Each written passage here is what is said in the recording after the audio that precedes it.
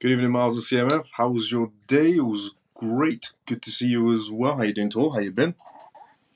How was your day?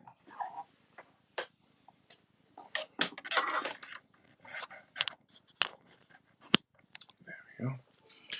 Woodhouse, good to see you as well. How you doing, brother? How you been? Evening, Miles. How are you, bro? I'm doing great, Joe. Joe, how you doing? How you been? How are you? I'm doing great, Woodhouse. How you doing, brother?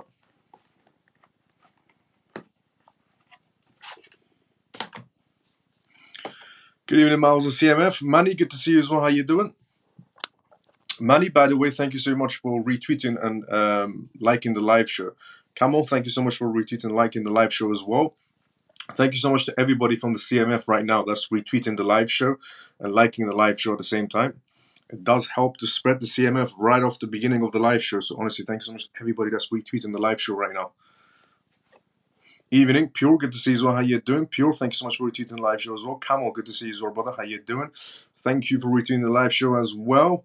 Freedom Forever, good to see you as well. How you doing? Thank you for retweeting the live show as well. Just got a notification. Salam Miles and CMF. Funky brother, good to see you as well. How you doing? When do you think the bull run will start? It started essentially on the same day that the institutions got involved. It hasn't ended. I mean, we're going through ups and downs because the market is heavily manipulated. But yeah, we're just going through some pullbacks and some corrections and some heavy manipulations, mostly from institutions, and also this war scenario that's going on right now as well.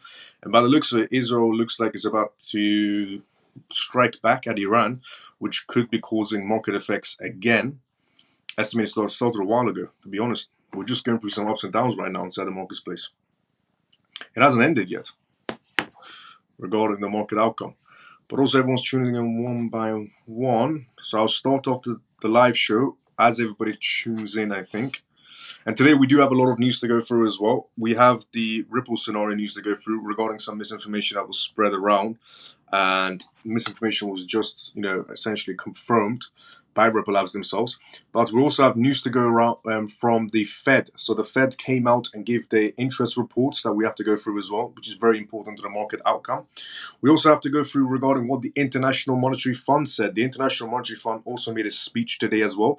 We also have news regarding Snowden. So Edward Snowden has came out and made quite a bold speech regarding the NSA's plan to take over the internet, is what Edward Snowden said, which we'll go through as on today's live show.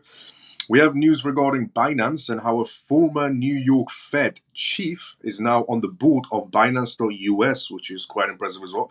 We also have news regarding Tether. Tether, again, is printing money out of thin air, which is quite an alarming issue, which we'll go through again on today's live show.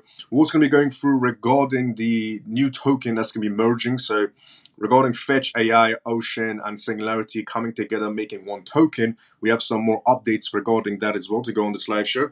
And also we're going to be talking about regarding the dollar, because this war scenario that's going on is really, impacting the market, but also impacting the price of the dollar and strengthening the dollar, which we'll go through on today's live show as well.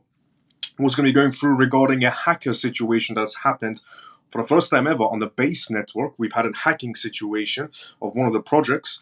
Also regarding Solana, Solana just released a crucial update to fix their networks as well, which isn't the first time Solana had to fix their networks, but so quite a lot of mixture of news to go through on today's live show regarding the Fed, regarding Binance US, regarding Tether, regarding Edward Snowden, regarding NSA.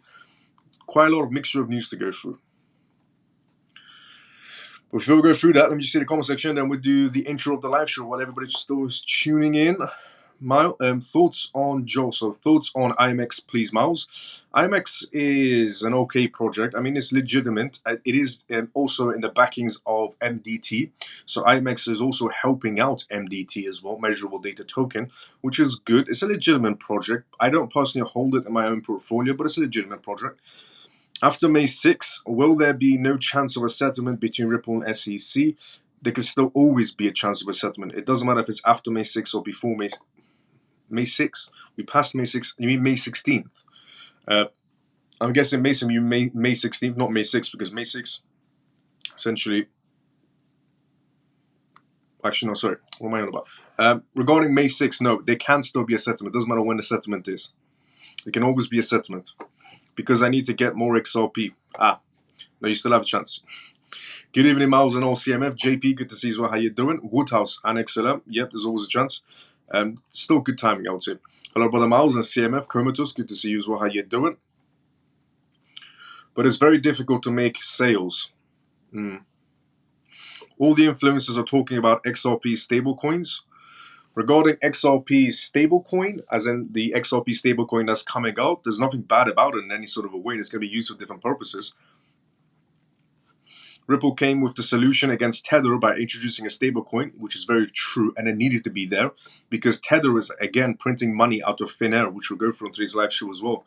Tether is becoming a major issue because for the longest time, the US dollar was the major issue because they were printing money out of thin air. But we also have something similar to the US dollar inside the crypto space by the name of USDT, who's also printing money out of thin air, which we'll go through on today's live show. Denise, good to see you as well. How you doing? Ripple came with a solution against Tether by introducing stablecoin. Yep.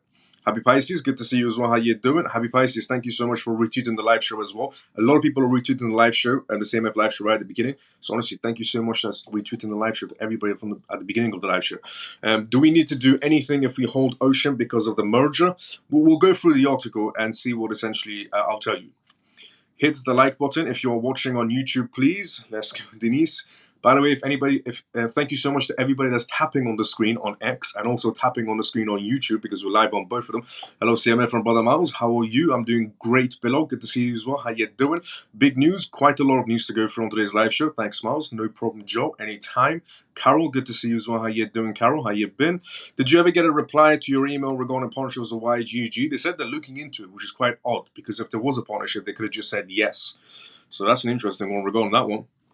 Lena, good to see you as well. How you doing? Hello, Miles CMF. Let's go, Lena. So, before we start off the live show, I have to say a disclaimer of this live show. And if you are watching this live show for the first time ever, this live show is called the CMF live show, where we talk. It's like a late crypto live show where we talk about how the world is evolving into a digital space by sharing recent news that's happening around the world and how that recent news is essentially impacting the crypto markets.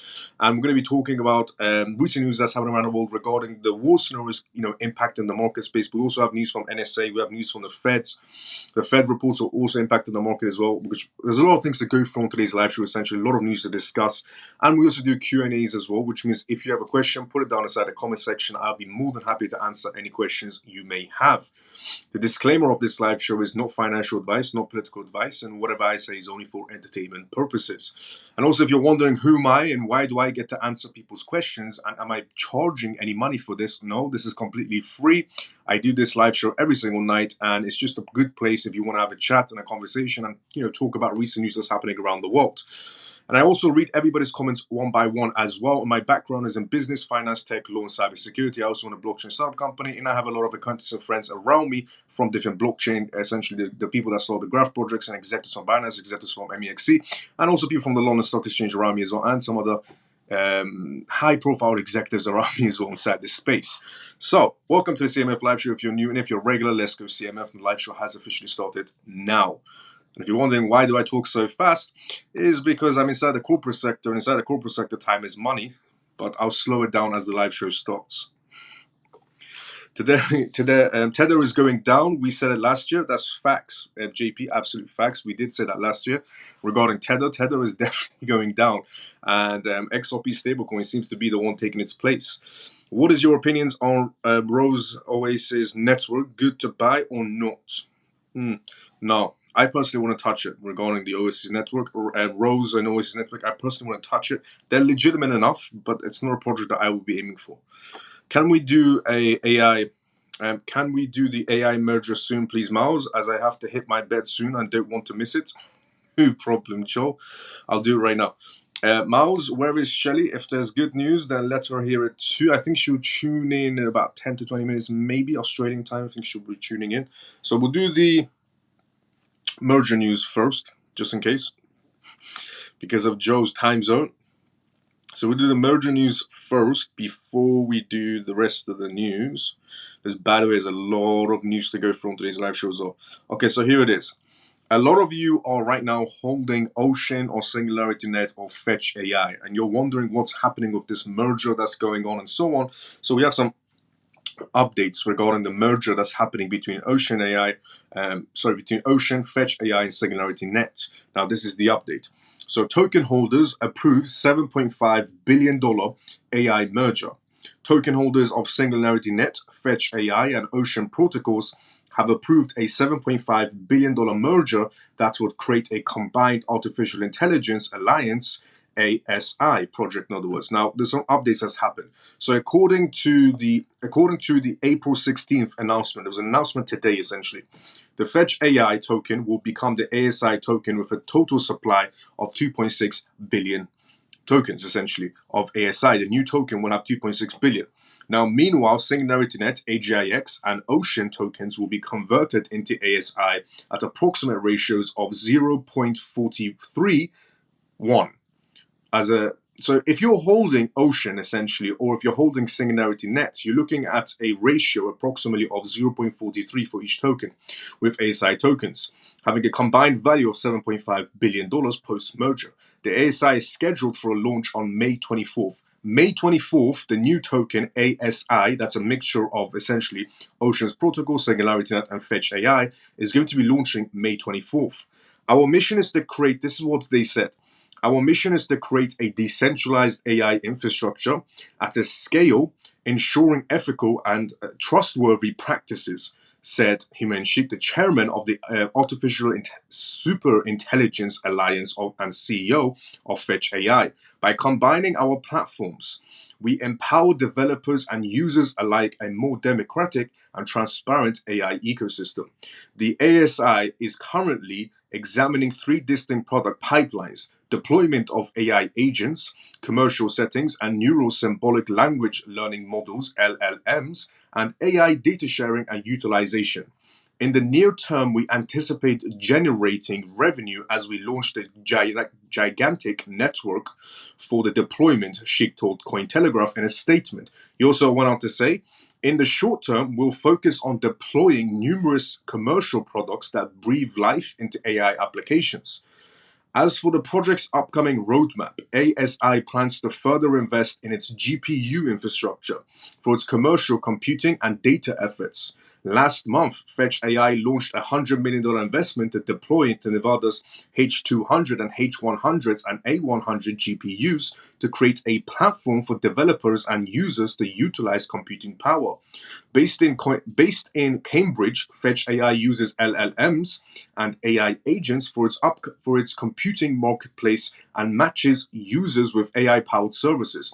Meanwhile, users with AI-powered services, SingularityNet, headquartered in Zug, Switzerland, explores the use of AI in realms such as finance, robotics, and biomedical AI. Media, arts, and entertainment are all the things involved in this new AI merger. Finally, Singapore-based Ocean enables businesses and individuals to trade tokenized data assets via its platform.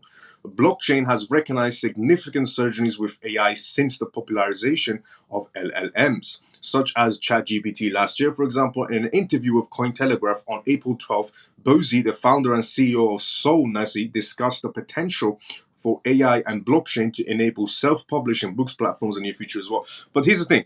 All the things that are involved in this scenario of this new merger that's happening between Fetch AI, Ocean Protocol, and Singularity Net, it's going to be launching around May 24th is what their target is if they don't extend it. Now, if you are holding these tokens, you might want to be following up their pages to see how they're going to be doing the merger. But the ratio between your tokens is going to be around, if you have Ocean or AGIX, in other words, Singularity Net, you're going to have a ratio of 0.43 happening. And in total, there's about 2.6 billion new tokens. And they're getting involved in data, they're getting involved in medical, they're getting involved in tokenizations, everything they're pretty much getting involved in. So they're trying to cover a wide scope of areas. So let's see how that plans out, but it's going to be an interesting one. So there you go. If you're wondering when that new token is going to be launching, it's around May 24th, essentially, which is not that far off. If you're wondering how the merger is going to be happening, but you know the ratios now, which is 0.43 to each Ocean protocol you have or Singularity Net you have, is 0.43 ratio for each token. But regarding switching over to ASI, you would have to do it depending on how they would say. Normally, when you would do a scenario like that inside the crypto space, you would have to keep your crypto assets in a particular wallet they tell you to keep it in, and then you sign and approve the contract, the smart contract, and then your tokens get switched over. Or if it's in an exchange, the exchange would do it for you, but it has to be an exchange they're working with. So follow their pages so you're up to date on regarding where to keep it exactly on your wallets, on which wallets they accept for this merger, or which exchanges that are working with them. But May 24th is when they're launching the new super AI technology. So regarding that job, there you go, that's the AI news regarding the token that's going to be merging. When will the XRP stablecoin come out? This year is what they're aiming for, is what was discussed at the Paris blockchain event. So better ISO 22 products than Rose Network. Okay, yeah, pretty much. Thanks, Miles. Sorry, no problem, Joe. Anytime. How's everyone in the CMF? I'm doing great. How's everyone else doing inside the CMF is what Bill was asking. Kindly give a shout out to JP CMF underline X. For me, I watched back episode 17 and I must have missed his message. Shout out to JP. JP, Lena's giving a shout out to you. Hi, Miles and family. Mike, good to see you as well. How you doing? I don't know what that means. Dodge FTW. My brother, I just signed in. What do you have in XRP today? Thank you for your hard work. Abel, good to see you as well. How you doing? Regarding XRP, I mean, the only thing that was there was regarding the misinformation that has now just been confirmed by Ripple Labs. So, regarding the XRP scenario today and the Ripple scenario today. So, Ripple's top lawyer makes important clarification as legal battle with SEC rages on. Stuart Attorley, the chief legal officer at Ripple, has clarified there is no conference with the US Securities and Exchange Commission scheduled for today, countering some misinformation on social media. So he came out and confirmed that there is nothing going on. Now, this meeting was set technically before. So this meeting that was set was actually the meeting that Chris Larson and Brad was supposed to be taken when the previous case was going on. But that case got dropped by the SEC, but the meeting was still on the paperwork, essentially. So the conference will not take place because Ripple CEO Brad and co-founder Chris Larson were cleared of all charges by the SEC, essentially the legal representatives of Ripple Labs said. The two top executives were initially accused of aiding and abetting Ripple in its security law violations, which the case got dropped. The schedule item, which was shared by popular members of the XRP community, is outdated since it was set before the charges were dropped in October.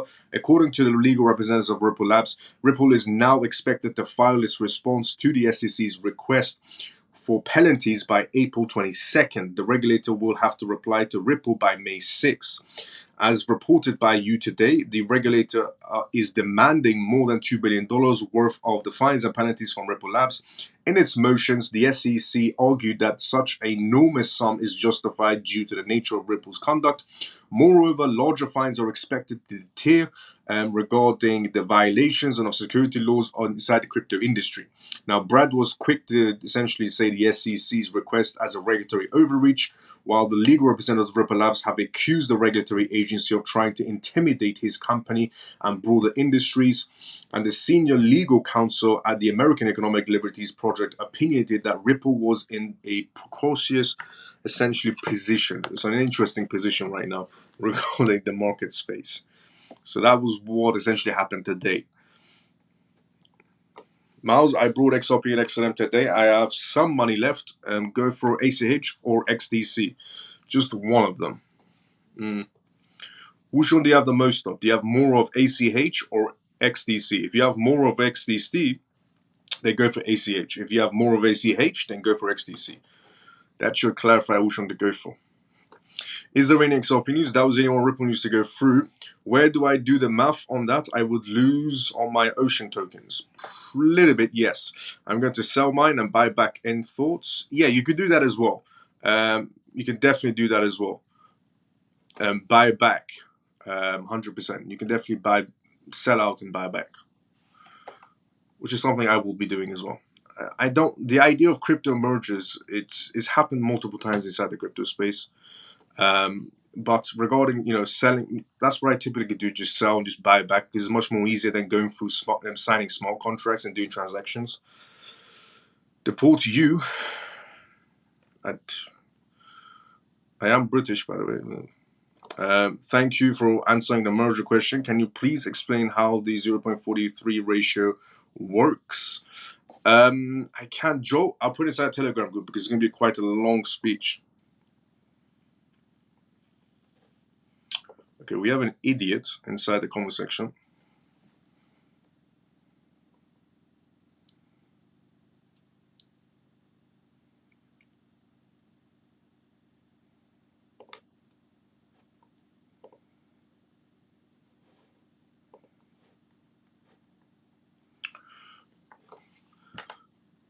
Yeah, I already blocked them.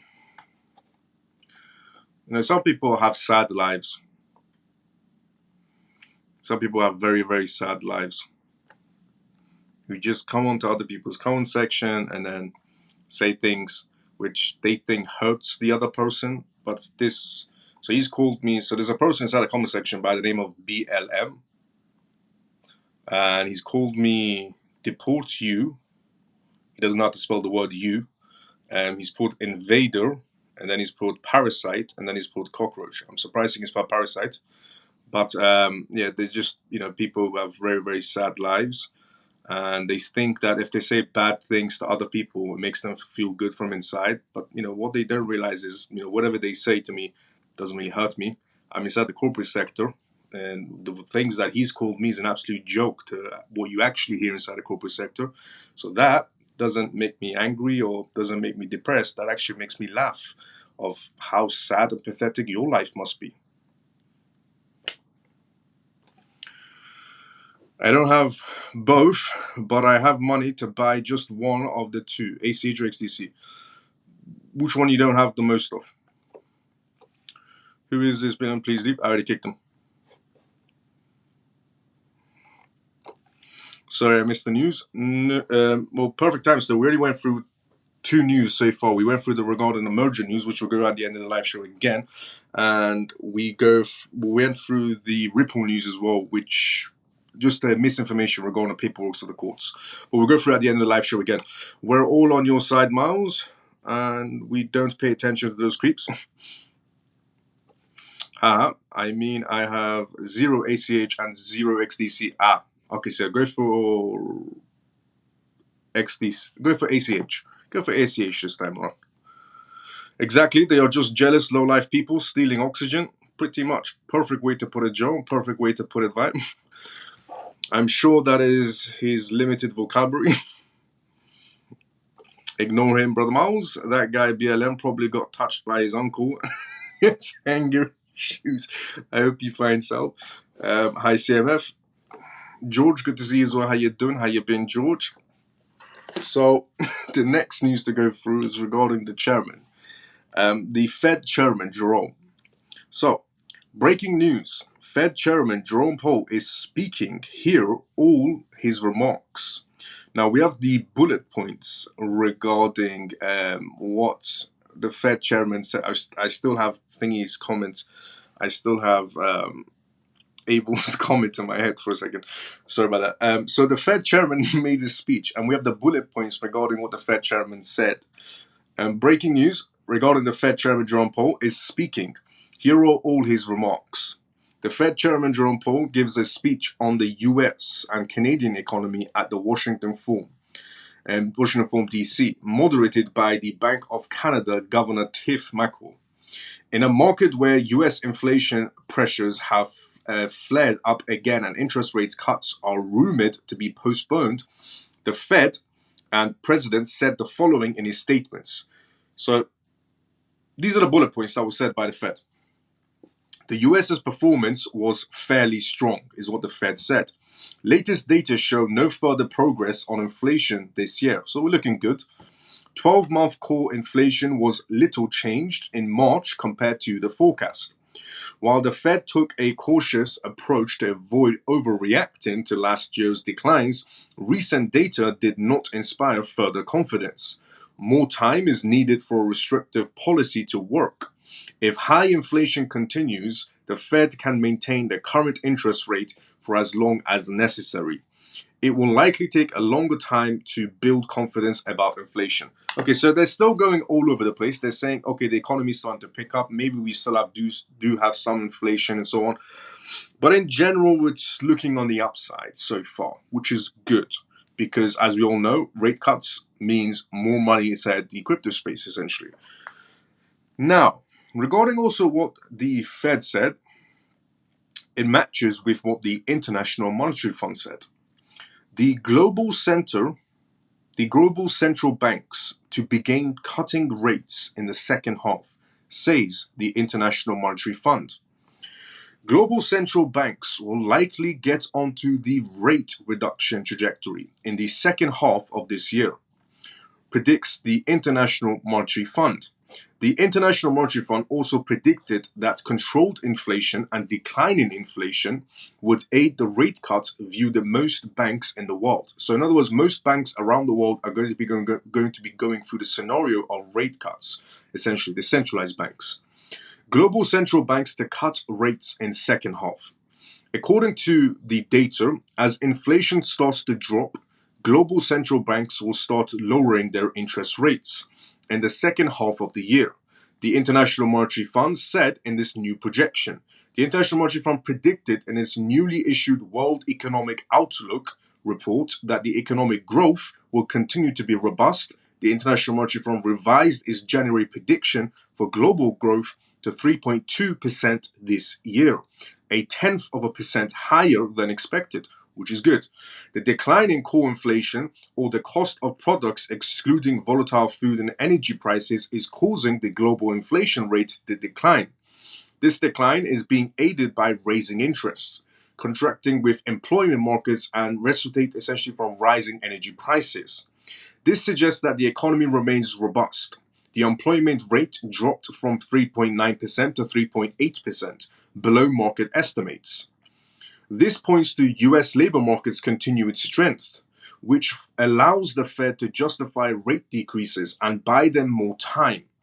The statistics led market players to anticipate that the Fed would seek to lower interest rates in September rather than June. What is this for the crypto markets? Is it good or is it bad regarding the crypto markets? Investors have historically depended heavily on the Federal Reserve's rate choices, with elevating assets. Lower interest rates can occasionally cause government securities to lose value, which increases the appeal of alternative assets like Bitcoin or cryptocurrencies in general. The cryptocurrency market would profit from increased risk appetite and strong purchasing power if the rate declined soon. This might support the notion of an ongoing Bitcoin boom. So Bitcoin going ridiculously high, which could be perfect timing also. But regarding that's the report that the International Monetary Fund has just been given out.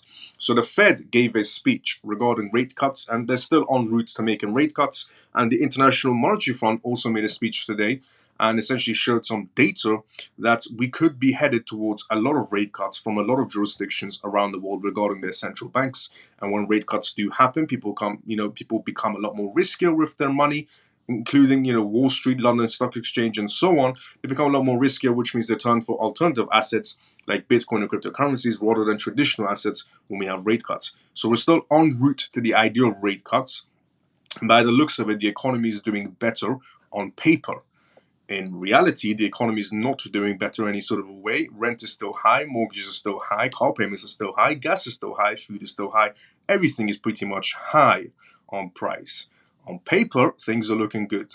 In reality, not so much for the majority of people in this world. But that's just how it works. On paper, it's always different to compare to what's in real life on some occasions.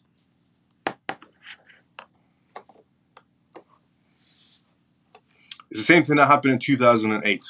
In 2008, on paper, everything was great because the companies that were supposed to be doing the paperwork regarding the rates that's happening around the markets were telling lies and saying the market is great, the economy is great.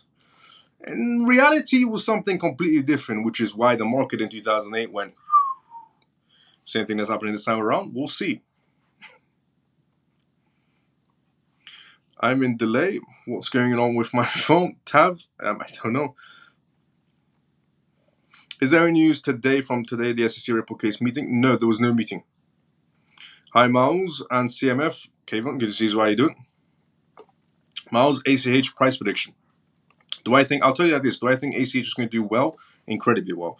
ACH has a massive future. It's a genuine project. It's a legitimate project, ACH. Legitimate project, legitimate partnerships, incredible partnerships, to actually be fairly honest with ACH.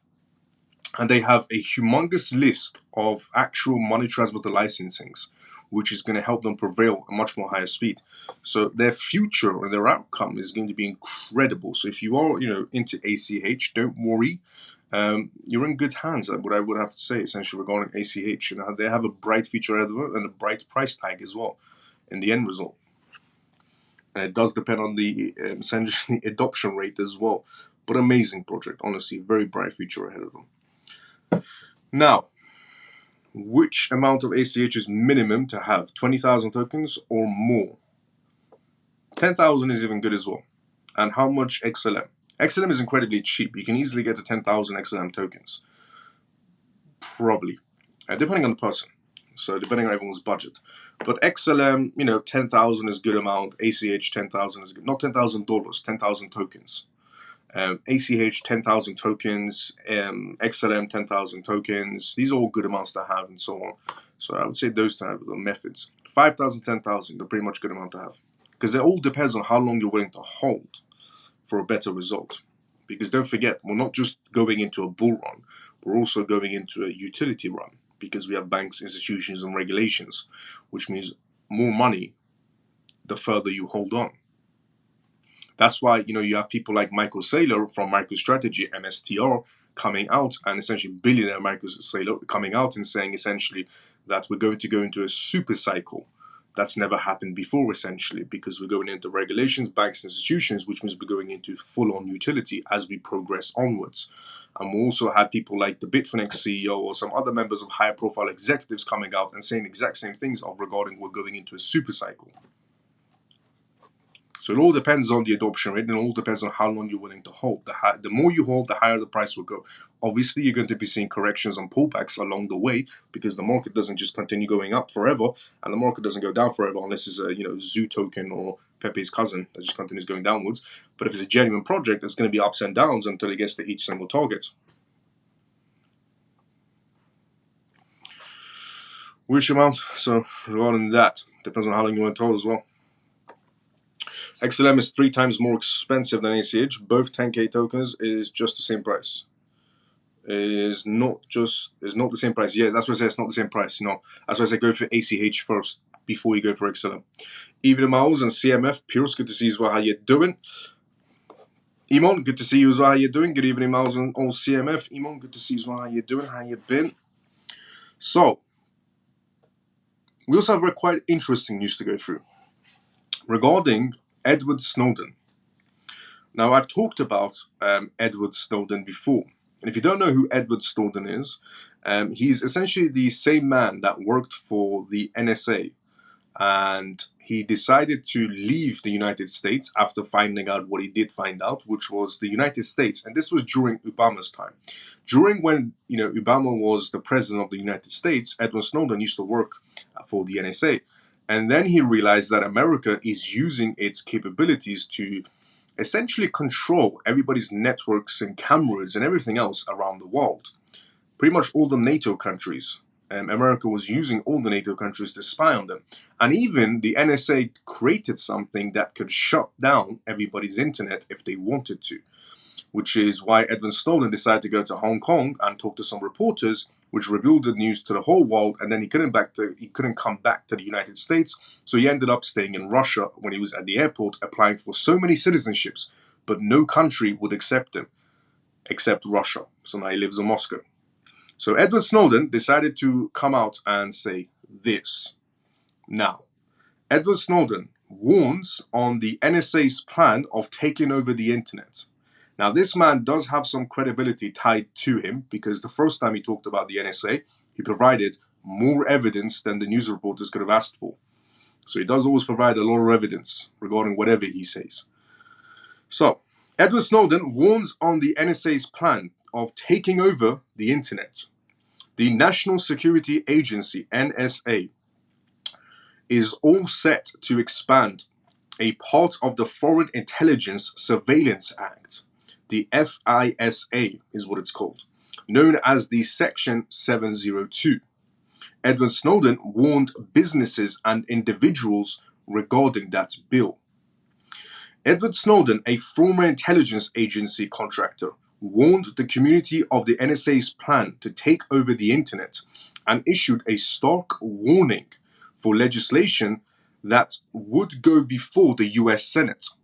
Elizabeth Gotein, not Elizabeth Warren this time, but Elizabeth Gotein, co-director of the Liberty and National Security Program, and Senator Ron Wyden also commented on the NSA's plan. Edward Snowden sounds the alarm on the NSA. In an April 16th post, today essentially, to X, Edward Snowden alarmed businesses and individuals on the NSA's plan to expand FISA, also termed as Section 702. He drew the attention to a thread posted by Elizabeth Gotein, the co-director of the Liberties and National Security Program at the Burnham Center for Justice. If you work at a US tech firm, this bill could transform your whole company into a spy machine, whether you like it or not, and will be voted on essentially in days. The entire industry needs to be lobbying to kill this thing, Section 702, the bill that's going to be coming into place. This is what a red alert looks like. Gotein warned individuals about the new bill that may result in the United States government's surveillance powers being extended to new levels. This is word for word what was said. The NSA is just days away from taking over the internet. The NSA is just days away from taking over the internet. Edward Snowden responded to Gotein's post. This bill, if passed, could transform the entire companies into a spy machine and intends to kill the things, he added. The Freedom of a Press Foundation has also commented on the current situation and stated the bill is a real emergency for press freedom. The bill will offer the intel agencies countless ways to surveil journalists and their sources by ordering Americans and businesses. The Section 702 reauthorized bill is scheduled to be passed by the House of Representatives on April 19th and involves a Senate vote. Oregon Senator Ron Wyden also expressed his views on the NSA plan. This is what he said word for word. This bill represents one of the most dramatic and terrifying expansions of government surveillance authorities in history. I will do everything in my power to stop it from passing into the Senate, said Oregon Senator Ron Wyden. This bill expressed strong pushback from different sides of the political allies and involved several government representatives arguing that the FISA violates citizens' constitutional rights inside the United States. Foreign Intelligence Surveillance Act, FISA. FISA of 1978, or Section 702, regulates practical types of foreign intelligence collections, including specific collections that takes place with the support of the US telecommunications companies. As a part of the Act, the NSA must apply techniques when organizing the NSA's foreign intelligence mission to collect significant foreign intelligence information and operate with the FBI and other agencies. Communications and collaborations with different agencies will uncover the links between foreign-based actors and their activities in the United States. Additionally, all three branches of the US government are accountable for the program organization under FISA and ensure systematic conduction of the same. So the FISA is the NSA, essentially the FBI and other government organizations all rolled into one group called the FISA. And the FISA Act, or Section 702 is what it's called, is going to be coming into place around April 19th. If this gets passed, which probably would do, and I'm guessing around April 19th, when this bill is about to be passed, something major is going to happen on the news. So everybody is distracted on April 19th when this bill is obviously being passed. My guess, we'll see what happens. Around April 19th, something major is going to be happening where everybody's going to be distracted inside the United States, and April 19th bill will pass. Essentially, what this means is that everybody inside the United States will be surveillanced and fully. If you are a company owner, if you're a company or an individual, you're going to be fully under surveillance 24/7 under this act. Companies will become spy companies. All US companies will become spy companies on spying on citizens and feeding back to FISA. And the FISA essentially is the organizations of essentially a branch of the FBI, a branch of the NSA, and a branch of every other government organization that most people don't even know about that exists inside the United States. So yeah, China is what the US is aiming to become. In simple terms, something I said in 2023, I said before there was any CBDCs, before there was social credit systems, before there was control in anybody else's country except China, I said in 2023, before any other country came out with CBDCs or control or censorships or so on, I said in 2023 that if you want to see where your country is headed towards, look at China. And at that time, China was the first country with major censorship, with a CBDC and a social credit system. And I said to everybody, if you want to see where your country is headed, look at China. Every country is pretty much en route to become the next China in their own version. And after I said that, we had slowly every country coming out with CBDCs, every country going towards social credit systems, and every country going towards retail and wholesale CBDCs. And now we have the censorships coming in slowly, mostly from the United States, with the United States trying to censor TikTok, trying to censor X. We even have Brazil trying to censor X as well. So censorship is something that's happening worldwide now, not just in China, which everybody said. And interesting enough, we also had one US governor the first time around when the US government was going against TikTok the first time around. One member of the US government actually stood up and said, "This is the United States, not China. Why are we going around and censoring platforms like China? Because this is the United States, not China," is what one US government member said the first time they went after TikTok. But yeah, when this bill gets pretty much passed on April 19th, full censorship should be on the upcoming way, and everybody will be 24/7 spied on according to the law, and all companies inside the United States will become spy machines on individuals. So good times ahead. Yeah, April 19th, something major is going to be happening inside the United States or somewhere around the world, and everybody's going to be distracted on April 19th. Around April 19th. And I can already guess what the biggest distraction is going to be. It's something called Iran versus Israel, which is brewing up right now.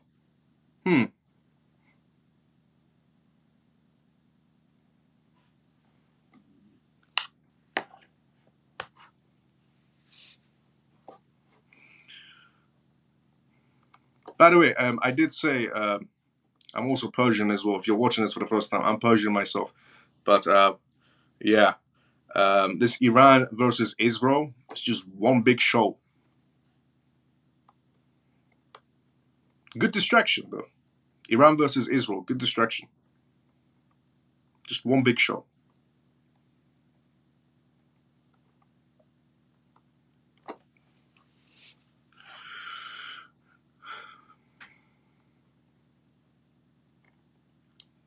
So yeah, if you live inside the United States, NSA, and every single other government branch is April 19th onwards, good luck. Good evening, Miles, CMF. Let's go. How you doing, mules? Miles, Viot price predictions. Viot was going to do incredibly well due to their partnerships with IBM. Off the topic, did you see what's going on in Dubai? The CMF bar is underwater. Yes, I did see what's going on in Dubai. And it's because they keep on seeding the weather.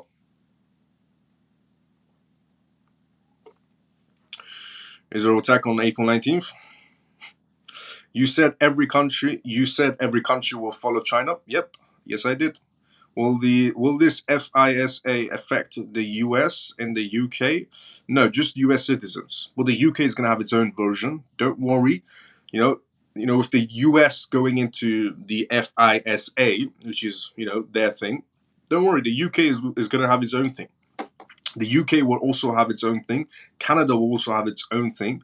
Japan also, Australia also. Every country around the world is following the footsteps of China with CBDCs, retail and wholesale, with social credit systems, and with censorship. Every country is following the exact same footsteps China took to control pretty much everybody. Every country is en route on that, to becoming that. With the censorships that's going on, Brazil trying to censor X, America trying to censor TikTok, all X at the same time, even though X is an American company, but they still try to censor it. I mean, you could argue the point, oh, the United States is censoring TikTok because it's apparently a Chinese company. But why are you censoring X? It's an American company. That one makes no sense. We do know why they're trying to censor it. It's because of freedom of speech. They hate the idea that Elon Musk is giving them freedom of speech. So they can argue the point all day long that they're censoring the TikTok platform because it's backed by China, even though it isn't. The servers are actually, the data centers are actually based inside the United States or Singapore. But why are they censoring X? Why they've been trying to censor X multiple times? That's an American company. I don't understand that one. No one really does. There's no logic behind it. Other than the fact that they're trying to censor it is what they're trying to do. So yeah, every country is pretty much en route to become the next China regarding censorships, regarding social credit systems, regarding wholesale retail CBDCs. Something I said in 2023, before we had any of these things, according to paperwork and documentations that I read out. So I thought CBDCs was bad enough. Now we have this BS spied on. I'm going to go.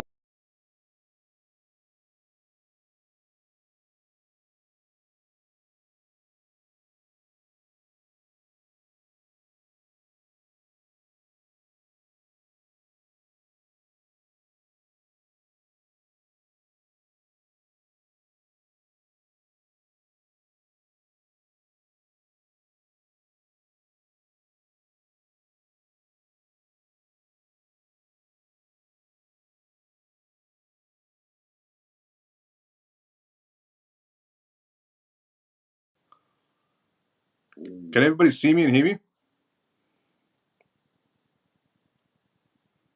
Can everybody see me and hear me?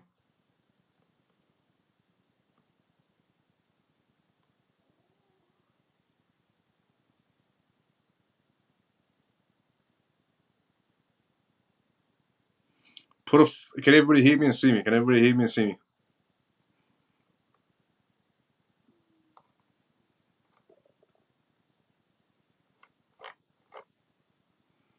Yep. Maybe I said something too much. Maybe I said too much, I'm guessing.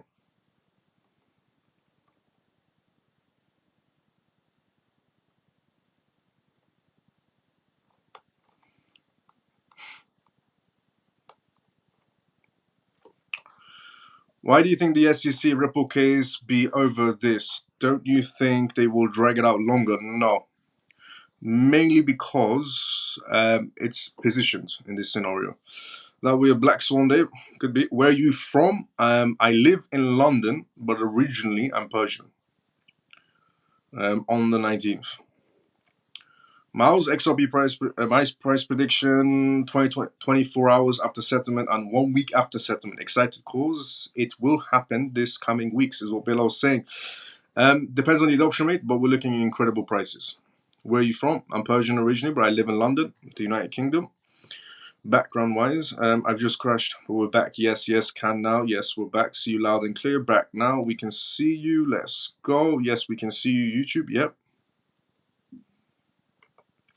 I can see you now and hear you. That's happening all the time. Yeah. No, it was the first time that now I can. Yeah. Regarding maybe I was saying too much. Because the first time that happened for me, because it said on my screen, it dropped connection. And on my screen, it's never said it dropped connection. And the interesting coincidence part was, it was the exact same time I was talking about censorships and so on, and it dropped the connection. So that was interesting on the coincidence.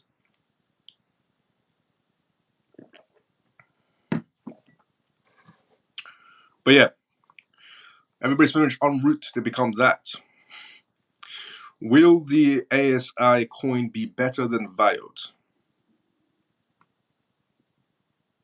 They'll be equally they'll be equally good together. I'm Italian American, and my friends are Persian here in Los Angeles. I believe I love Persian people. Let's go, Abel. Thank you so much. Let's go. I mean, 24 hours after settlement, not about the adoption, brother. 24 hours after the settlement, what the price will be? It will be the retail section pumping it to 1 to 2. It's just be the retail section. Straight after the settlement, it's only going to be the retail section, pumping it to about 1 to 2 to 3, maybe pushing it to 5 before they drop it back down. Everybody sells out. The majority will sell out.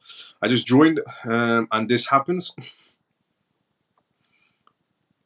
Since there will be all 3 tokens combined, I think equally they will do quite well. My camels can see you, Miles. You good, sir? Let's go fly. Now, yes. Now you can see me. Okay, we're back, so everybody can fully see me. Let's go. So yeah, we went through some interesting news regarding the spy machine, NSA, that's coming out soon. If you're living anywhere inside the United States. Now, actually, you know what? Before I read you this news, I'm going to give you another interesting news. So I give you a very good interesting news regarding how April 19th is going to be a major event and everybody's going to get spied on inside the United States regarding the FISA or Section 702 that's going to be passed on April 19th in the United States. Now, here's some other interesting news. Tether has decided to print money out of thin air again. Tether, which is USDT, if you don't know what that is, USDT, essentially since the day USDT was invented, since the day Tether was invented and introduced to the market space, until now, we still don't know what is backing Tether. Until now, we still don't know what is exactly backing Tether in any sort of a way. The same way we don't know what's exactly backing the US dollars. Okay, we can take a guess of what's backing the US dollars, which is oxygen. Oxygen is the only thing backing the US dollars. But there's also oxygen that's backing USDT by the looks of it. So Tether minted another 1 billion tokens.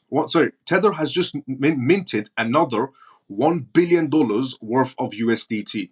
And it gets quite interesting. So on April 16th, today, a lot of things have happened today. As the cryptocurrency market accumulated significant losses, the billionaire issuance raised criticism and questions about the legitimacy, while Tether's CEO disclosed the issuance and inventory replenishments. His reasoning for printing USDT out of thin air is quite interesting as well. In particular, Whalewire called Tether out a few minutes after the mint occurred through a post on X. This is what Whalewire said. Just in, another 1 billion US dollars worth of unbacked Tether USDT has been printed out of thin air. Notably, Tether minted 1 billion USDT through a smart contract on the Tron network. And obviously, we know who Tron is linked to as well, Justin Sun. And obviously, Justin Sun is a very trustworthy type of person. The issuer sent the tokens to the Tether Treasury account, labeled by TronScan. As of writing, the account holds $1.19 billion in its stablecoin. Tether 1 billion USDT inventory replenishments. So we're going to get into the reasoning of why they're essentially just putting down random projects now.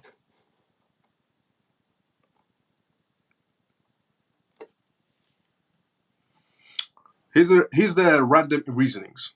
However, Polo, Tether's CEO made a public service announcement on X right after the mint. On the announcement, the CEO disclosed this activity as inventory replenishments, while explaining this was authorized but not issued transactions. According to Tether's website, this means that the company reserves do not yet back this amount, explaining Wire's unbacked criticism. So Tether prints money out of thin air. and then puts it on the side and then says, one day we're going to end up using that and nothing's backing it. But one day we're going to use it, so we're just printing USDT on the side and just putting it on the side. Just, for in case purposes, for a rainy day, we're just printing $1 billion on a Tron network out of thin air. Tether's tokens, USDT, that are authorized but not issued are tokens that are created on a blockchain and sitting in Tether's treasury. As these tokens have not yet been issued, these tokens are not counted as a part of the total market capitalization of USDT. Issued USDT are authorized tokens that have been sold and issued to Tether's customers in actual circulation. Issued USDT are fully backed by Tether's reserves. Now, till this day, we don't know what fully backed Tether's reserves means because we've never seen Tether's reserves. Tether's ability to easily create billions of dollars worth of unbacked tokens with a few lines of code has raised many controversies around the company. Interesting enough, this is what you should know, okay? When a honestly, when a dodgy company like BlackRock, which is an incredible dodgy company, BlackRock, when a dodgy company like BlackRock comes out and says, we believe Tether is dodgy and therefore we're not going to use USDT. Imagine that. Somebody like BlackRock, who is head to toe in the most illicit activities you can think of around the world. BlackRock is an American institution that once got caught for funding the Chinese military all the way around the world while America was having conflicts with China. BlackRock was funding the Chinese military $500 million. Okay, so imagine a company like BlackRock, who is head to toe in illicit activities, okay, from head to toe, and completely dodgy, is coming out and saying, Tether seems dodgy to us. We're not going to use USDT. They said this a long time ago and they still haven't touched it. They went towards USDC instead. BlackRock mentioned that significant risks related to the crypto market's high exposure to USDT on its ETF ETF filings. Furthermore, Circle, the USDC issuer in partnership with Coinbase, publicly encouraged the US Congress to go after Tether. As a result, these minting activities and the lack of further disclosures on burns and issuance sums up the uncertainties surrounding the company and the stablecoin responsible for a vast majority of cryptocurrencies' liquidity in exchanges. This is not good regarding what Tether is doing, just printing money out of thin air. Now, Tether's reasoning of printing USDT out of thin air is quite moronic.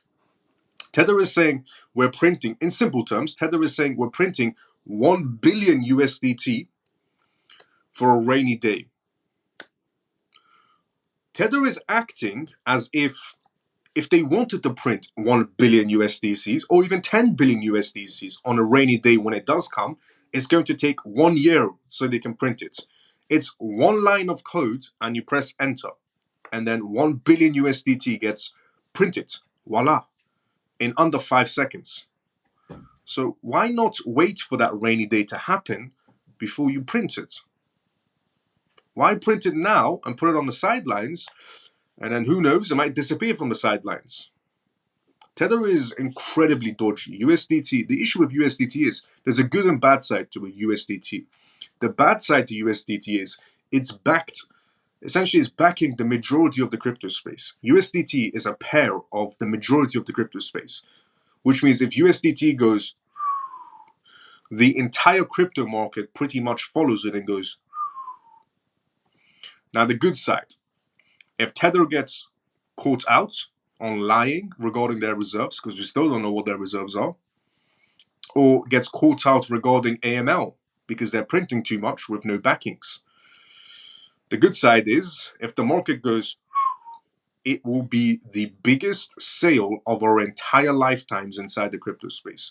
We will never come across a sale like that ever again inside the crypto space. That's the good side. The bad side is it's backing the majority of the crypto space, which means everything will follow it if Tether comes out and has no reserves on the majority of tokens they are printing left, right, and center. The good side is if the entire market follows it, the majority of the market follows it, it will be the biggest sale we will ever see in our entire lifetimes. But yeah, Tether's reasoning for printing more USDT is they might need it for a rainy day is quite moronic. You can print it on that particular rainy day. It's 5 seconds and one line of code. They're acting as if it takes 1 year to print 1 billion USDT. It takes 5 seconds. I feel like that printed USDT is going to disappear from the sidelines somewhere down the road. And the interesting part is they're printing it on Tron, the one network the US has no attachments to.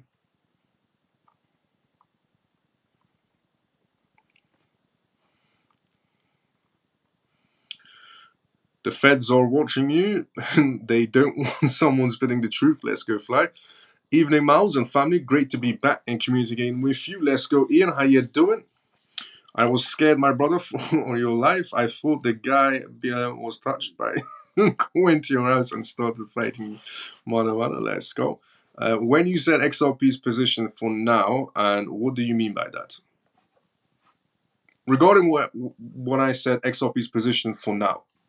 Okay, so I'm from the corporate sector, and I understand that everything is coordinated to happen inside not just the crypto space, but in general, regarding money. Okay, everything is coordinated to happen. Wars are coordinated to happen, essentially. Pandemics are pretty much coordinated to happen as well. Anything involving money and control is always coordinated to happen. It's only a surprise to the regular folks, but it's not a surprise if you're in the corporate sector because you see coordinated movements happening all the time on a 27 basis, essentially, or 95 basis. But regarding market narratives, for example, and I'll give you an analogy and I'll tell you why I said that. So regarding when I said, XRP is pretty much positioned for now regarding the case. So everything moves in a narrative in the market space. We had the meme coin narrative. We had the AI narrative. We've had the data narrative. We've had the metaverse narrative. And again, we had the meme coin narrative. And now the market narrative is the big one, which is institutions, which already happened in January. Banks, day by day, more banks are coming to the crypto space. And day by day, more institutions are coming into the crypto space. And according to the Atlantic Council reports, about 94% of the world is pretty much in CBDCs. Either they're exploring CBDCs, testing CBDCs, or implementation phase of CBDCs, according to actual data from the Atlantic reports, and also from the Bank of International Settlements. So right now, the market narrative we're in right now is about institutions, banks, and regulations. And day by day, more institutions are entering the race. Recently, we just had Goldman Sachs and everybody else enter the race with BlackRock, alongside BlackRock. Regarding the ETF market space, we also have Hong Kong now just approved ETFs regarding Bitcoin and Ethereum. We also have Brazil approving more ETFs. We have India approving more ETFs, Japan approving more ETFs. The UK is moving towards approving ETFs, something that the UK said they'll never do.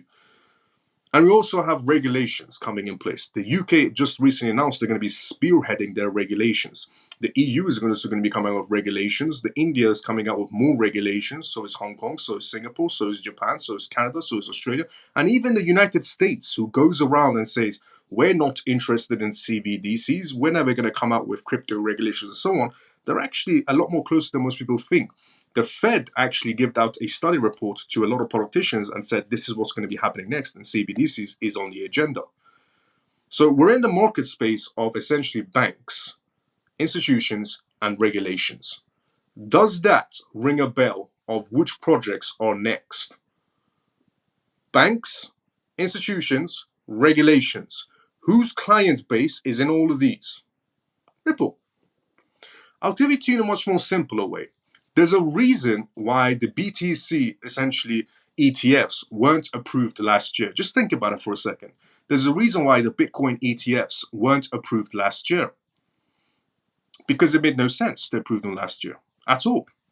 There's a reason why they got approved in January, so they can be the backbone of the Bitcoin halving. You see, the Bitcoin halving needs a great supply and demand to be a successful Bitcoin halving. There was a reason why they got approved in January. And just to put it in perspective, the same man, Gary Gensler, who kept on saying no, no, no, no, no to Bitcoin ETFs, was the same man in January that said yes to Bitcoin ETFs. Now, you could say the courts were the ones that pushed them into it, but the courts pushed Gary Gensler in 2023. And in 2024, when Gary said Yes. Everything is pretty much coordinated to happen. Everything. And even in the World Economic Forum that happened recently in 2024, they talked about the market narratives. Now, the World Economic Forum's crowd that they speak to is not the retail section at all. The crowd that the World Economic Forum talks to is bank governors, high-profile executives, high-profile people, high-profile government people. And who was at the event? Ripple, Stellar, HWell. What were they talking about? What's next in going to be happening? What were they talking about exactly was regulations is next, utility is next, digital finance is next, tokenizations is next, but regulation on projects is next. Which project is headed towards regulations? Out of 24,000 crypto projects, which project is headed towards regulations? Well, we do have Bitcoin that has regulations, but that's because, they can't go after Bitcoin. The reason why they can't go after Bitcoin is because who they're going to sue? Nobody. So they can't make money out of it, so they put it on the sidelines. Which other project is going to go through regulations now? Ripple. Ripple is the next project going through regulations. Ethereum, they don't even know what to classify it as. Even though Ethereum is heavily colluded, but they have to keep it hush-hush while they move along. But Ripple's the next one going through regulations. It couldn't be more obvious if you just look at the court papers. You don't have to be a lawyer to figure that one out. Now, I do have a law background as well, but you don't have to be a lawyer to figure that one out. So the market narrative this time around is coordinated towards, the entire narrative is about regulations, banks, and institutions, which is all the three green lights Ripple essentially needs. Ripple needs regulations to be able to do the adoption rate. Ripple needs banks, Ripple needs institutions. And all of these things are happening this year. And the Ripple case is coming to an end this year. Because it's coordinated. If Ripple's case ended a long time ago, it made no sense because the retail section would be too much into it. But because it dragged out, the retail section jumped out one by one. A lot of people jumped out of Ripple because they saw they could make money somewhere else, which is fair point. You could have made money on Render instead of holding XRP. You could have made money on CAS instead of holding XRP. You could have made money on Solana instead of holding XRP. So a lot of people jumped out, which is a fair point. They wanted to make their money. Why not? Money's money. But because they dragged it out, and now it's got to the narrative of the case comes to an end, tables will turn. Everything is coordinated inside a group, as I said. And then the simplest analogy I gave you was regarding the Bitcoin ETFs. There was a reason they were approved in January. It was because to be the back end of the Bitcoin halving. Because we need supply and demand. And the retail section doesn't have money. And the retail section doesn't have coordinated money either. Banks and institutions have coordinated money, and they have a lot of money. And what you saw with Bitcoin reaching new heights was nothing compared to the next batch of money entering the crypto space. The next batch of money entering the crypto space is going to be absolutely ridiculous. That was a small amount of institutional money that made Bitcoin reach new heights. Small amount of institutional money. Very small. Because just to give another perspective, just yesterday, just yesterday, and it's just Germany, the largest federal bank in Germany yesterday just got approved. They partnered with Bitpanda. The largest federal bank in Germany just partnered with Bitpanda. 3-year contract they're starting with. To come into the market space regarding, creating ETFs, regarding offering crypto services. And their bank is valued at around 333 billion euros. And just a week before that was another German bank that got 3 licensings to be able to provide crypto services. Just 2 days before that, there was another bank in Hong Kong that just got approved heavily. Just a little bit before that, there was a bank in Brazil. Just a little bit before that, there was a bank in Latin American countries. Just before a little bit back, and I could just go far and far and far and give you every single bank detail that has happened this year. Everything's getting well positioned to enter it. We're in the narrative of banks, regulations, and institutions. This is where Ripple is supposed to thrive, and this is when the case comes to an end, when nobody's looking at it. Now, I'm not saying it's going to go to $1,000 overnight, but what I am saying is the case is going to come to an end.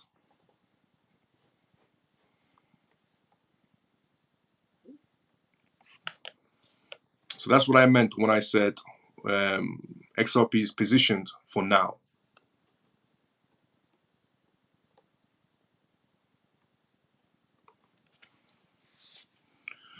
They're already spying on us. They just want to extend it by law this time around. Free XRP is what Chozone said. What happened? Yes, no, we're good. Yes, you said that. You said too much, lol. Yes, yes. Mouse, you cannot read comments when someone is talking about jumping off. That's when you went offline. No, it wasn't that. It was way before that. I said that. I tried to type the same message, but X won't let me. Do you know the difference between jam and marmalade? The difference between jam and marmalade. Classic, Mouse. Let's go in. Then will it be time to sell our kidneys? Pretty much. Hello, Mouse, the CMF. Coin, good to see you. What you doing?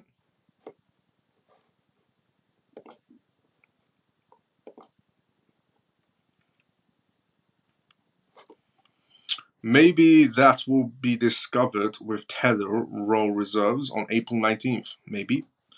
No reserves. Maybe. Could be. Miles, why didn't the markets crash when Russia attacked Ukraine? So with Iran and Israel. Well, it's because the markets are coordinated to crash. So if they want the markets to crash, they can crash the markets. Now, the Ukraine situation, Russia situation did crash the markets as well at the beginning.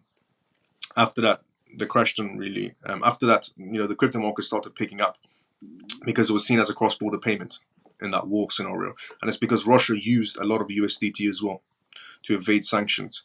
So Russia used a lot of the crypto space to evade sanctions at that time when they were going after Ukraine. So that's why the crypto market still kept its pump, crashed for a bit at the beginning of the war, but kept its pump going throughout. Not its pump, but kept well, let's say. Miles, what is your opinion on HBON? Is that worth the buy or not? HBON is a good project as well, very good project. Banks are restricting cash now? Yes, they are. The reason why banks are restricting cash as well, if you wanted to know, just a heads up, the reason why a lot of people are going to different banks around the world and some banks aren't giving them cash and some banks are, is because we're getting closer and closer to CBDCs, believe it or not. You believe it, you don't have to believe it, it's completely optional, but it's something that's going to be happening either way. I mean, there was a recent report just yesterday from the Bank of England, for example, regarding wholesale and retail CBDCs.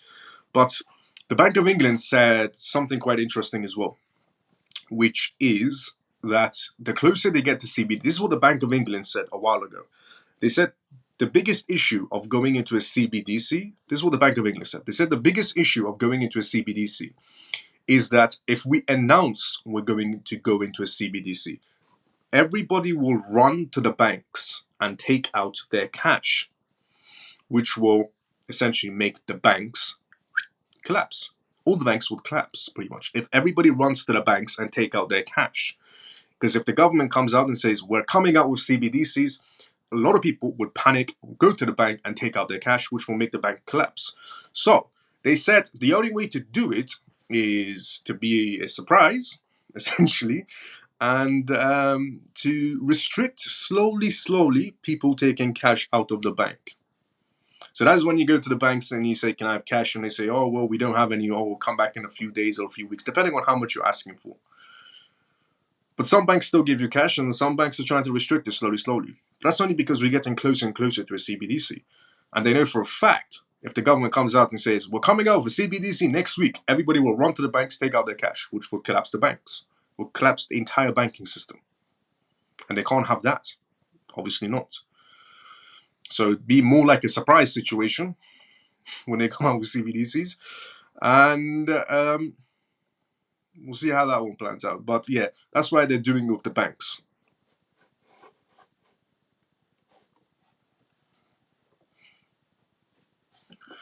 I like HBOT, but don't own Diddley Squad.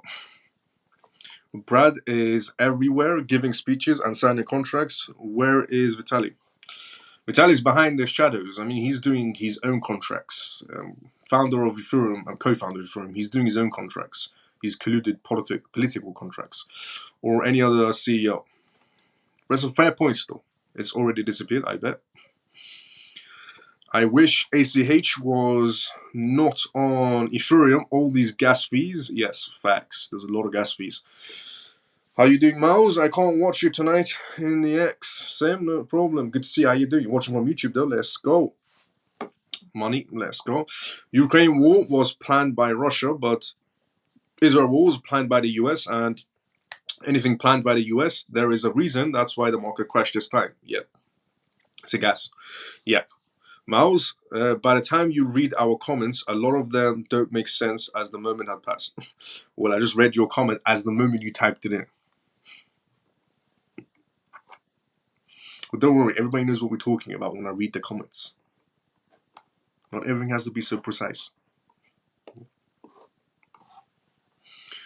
But yeah, so that's what we're talking about regarding the regarding the Ukraine situation, the XRP situation, and so on. And by the way, if you're watching this live show for the first time ever, welcome to the CMF live show. If you're wondering what is this that you're watching right now, it's called the CMF live show. It's like a late crypto live show, but we also talk about, the politics around the world that's happening, recent news especially that's happening around the world, and how we're slowly shifting into a digital space. 2024 is when the world starts shifting into a digital space, and we can see indications of that regarding the documentations that's coming out. So yeah, if you're watching this live show, welcome to the CMF live show. I do this live show every single day at this exact same time you're watching me right now. The live show starts around 11:25 p.m. UK time every single night. You can tune in. And CMF stands for Crypto Mouse Family. And also we do Q&As as well, which means if you have a question, put it down inside the comment sections, and I'll be more than happy to answer any questions you may have.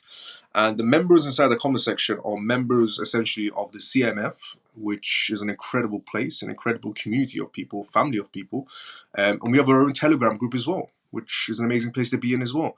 And if you're wondering, do I charge money or something like that? No, I don't. Everything I provide is completely free of source. I believe education should always remain free, and I don't charge any money at all. And I don't need the money either. And I've been doing this for over a year now on TikTok Live. I used to do this on TikTok Live every single night.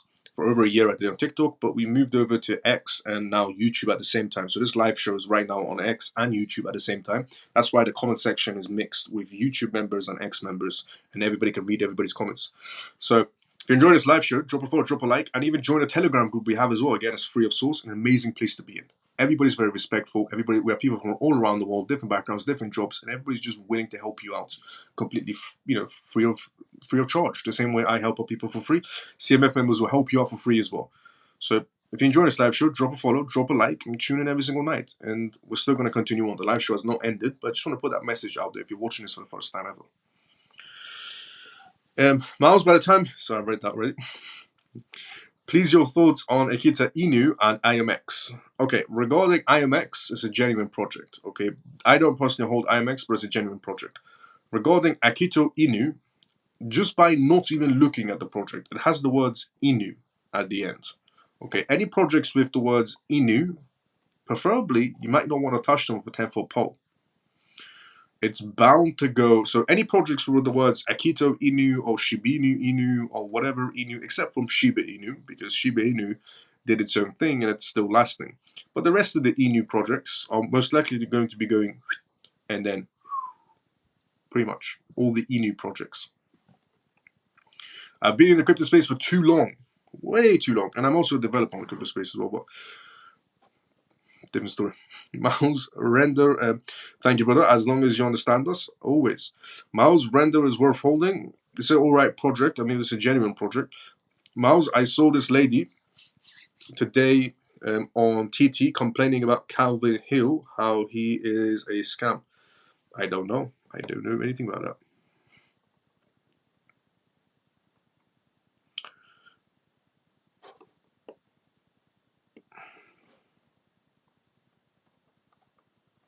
Regarding Calvin Hill, I don't know anything about him.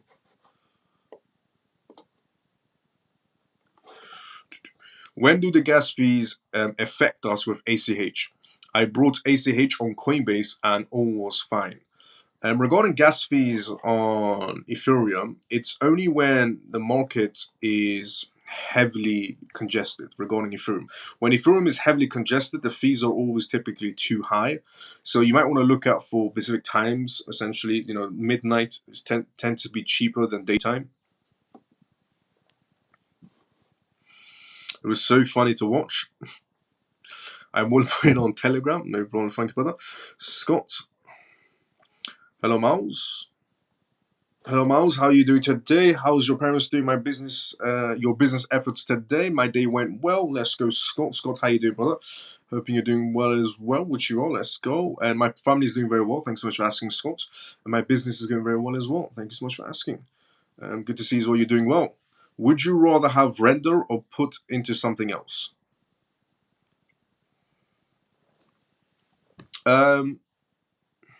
I'll probably go into something else. If I've made a good decent amount of profits on render, then I'll probably put that profit towards something else.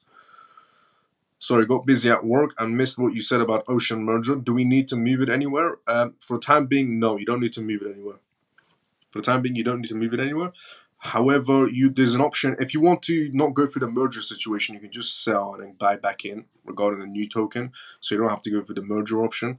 And if you go through the merger option, most likely you're going to be paying gas fees as well, just a heads up. If anybody's going to be going through the merger, if you hold Ocean Protocol, if you hold Singularity Net, or if you hold Fetch AI, around May 24th, the new token is coming out. ASI, essentially the super intelligent AI company they're building together. Now, all of these three projects are going to merge together. Fetch AI, Singularity Net, and Ocean Protocol are going to merge together, and that token should be around May 24th, is what they're headed towards. Now, you have two options. One, sell and then buy the new token. Or option number two, hold and hold it where they ever tell you to hold it and pay gas fees to turn your tokens into new tokens. So follow their pages and keep up with the updates. But that's the only thing that was released today on their own pages as well regarding the 16th. Right now we're in the 17th because it's 47. But yeah. So that's regarding the mergers as well. Now, here's some other interesting things as well. So yesterday I revealed to you regarding the hack situation. So yesterday I told everybody regarding a hack situation that happened on iOS. Miles, is the wrong time to sell as the prices are so low. Yeah, right now, no, don't sell. Right now, don't sell. I meant when you're really sitting in profits, go for it. Not right now. You never sell when you're sitting in, especially in times like this. I mean, whenever you're sitting in profits. I did say profits, didn't I? Whenever you're sitting in profits, sell. Never sell if you're not sitting in profits. Bring up the project is legitimate. Render's legitimate. I brought render at $1.50. I brought injectors at $5 and sold at $20. Good amount. Very good amount. Which coin could do a 5 to 10x in this bull run easily? 5 to 10x. Quite a lot of projects, but not now. I would say after the Bitcoin halving, a little bit after the Bitcoin halving, we should be good. Quite a lot of projects. All the legitimate projects, the top 50 will do somewhere near that. Not exactly on the dot, but somewhere near that, and some will do higher.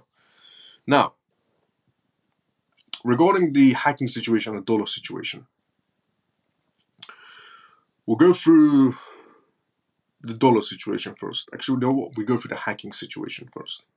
So the first project ever to be hacked, essentially on the base network, has just happened. Top 1000 probably do 5x plus as well. Yeah, top 1000 probably do 5x plus as well. Can VIA do 20x? Yes, a lot of projects can. You know everything about Ethernet fairly new? No. I'll check it out. So, regarding the hacking situation that happened on base network, the first project ever to be pretty much hacked on the base network. And yesterday I revealed the iOS hack situation. If you own an iOS phone, if you own an iPhone in other words, or MacBook Pro, you could be in a situation where your wallet can be drained, according to an Apple patch or bug situation. Or the patch is coming, but there's a bug situation. So if you own an iPhone, yesterday I revealed to everyone to turn off iMessage, otherwise your Trust wallet could be emptied out. If you own an iPhone, and if you own a MacBook Pro with an M1 chip or M2 chip or M3 chip, which is pretty much old MacBook Pros or even new MacBook Pros or any other MacBook, don't keep any wallets on them, especially not in your browsers or anything like that. Apple has become very vulnerable to crypto hacks, extremely vulnerable. So if you own Android, you must be laughing in your heads, or if you own a Windows laptop, you must also be laughing as well. Now, regarding a second hacking situation that's happened. Hackers drained millions from the grand base following private key compromise. Attackers were able to debit the platform around $1.7 million worth of a token, and within 30 minutes, they had converted it to about 527 Ethereum and transferred it to an unknown wallet. As the result of the attack, the fluctuations of Grandbase's native coin became steep, close to destroying the market value. And it is representations of how investors lack confidence. Besides Certic, an analyst company has highlighted the scope of the attackers in their detailed follow-up. To exert control over the deployer's contracts used by Grandbase is one of the scopes they discovered. They tricked the central bank's system and gave out an enormous amount of GB tokens. They tricked the central bank's system. Hacking is getting very, very advanced. Without a mandate and further distributed these tokens, inflating the situation. Impacts of the hack. The Grandbase team that reacted to this event have actively tracked the hackers' wallets and are currently talking with centralized exchanges via freezing any funds moved through in order to avoid further spread. This incident is particularly instructive in the fact that it points out to the possible weaknesses of digital asset protocols, thus underlying the necessities of having a strong security solution in place. Investors are recommended to wade cautionally and ensure they have updated information about the security precautions and operating strength of any cryptographic asset platforms they invest money into. The hack attack has left their reputation on the line and will definitely be a real challenge for them to retain trust and provide security to those users. Hacking is getting incredibly advanced, and everybody should be fully aware.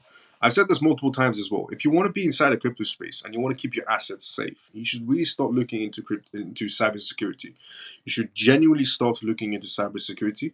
And I'm not saying take up cybersecurity as a job because you make a lot of money, which you can. But I'm not saying that to you. What I am saying to you is you spend a lot of hours at work. The average person would spend a lot of hours at work. The 9 to 5 person would go to work, he'll save so much money, he'll pay his bills, and then he'll have a little bit of money left to invest into cryptocurrencies. So imagine you put all those hours at work, you save all that money, you go for the crypto you want, you buy your crypto wallets, and you keep them safe, if you think.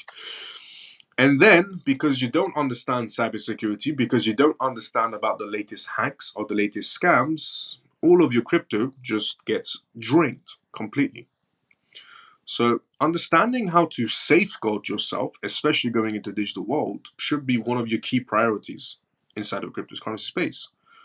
Because you spend hours and hours and hours saving and working to buy the cryptos you want. And then you store them on a crypto wallet, and then you pretty much say, it'll probably protect it. But you should spend at least 20 minutes to 30 minutes a day or a week, at least, understanding about recent scams and recent hacks so you don't fall for it. A lot of people do fall for it, and a lot of people's wallets do get drained. Let me just put it in the most simplest way. If projects that have a team of about 100 people trying to protect the network get hacked, imagine how easy it is to hack you as an individual.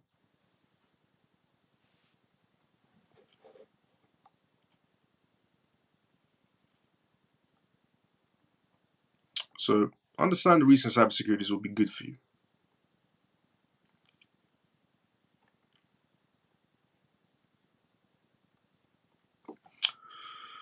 There can't be any point in hacking now, though. How do they liquidate your funds? There's a major point. Hacking will never go away. It's actually advancing quite a lot. And one of the biggest groups around the world, which is essentially the Lazarus group that's hacking from North Korea, they've raised and accumulated over billions of dollars in cryptocurrencies. And how they do it is quite easy, through privacy coins. Now you might think, well, privacy coins aren't accepted in some exchanges. They might not be accepted in exchanges, but they're still accepted in other terms as a legal tender between themselves or between some other jurisdictions. And we have projects like the Tornado situation. It's like a blender. So you take the crypto money that's hacked and you put it inside of a Tornado situation, which is like a blender, and it comes outside the other way as a different token, pretty much, because it goes inside this blender. in the simplest way. So the bad hacked crypto money goes inside the blender, spins around, and comes out the other way as a different token, which means it's clean now. So hacking is not going to go anywhere. Neither is scamming. It's actually going to be advancing a lot more in the digital world. So keep yourself safeguarded is the #1 priority inside of crypto space. I got a call today about my recent interest in the financial sector, word for word. That's what they said. And I wonder how they got my number and also how they know I'm in crypto. That's an interesting one. That's probably a scammer as well.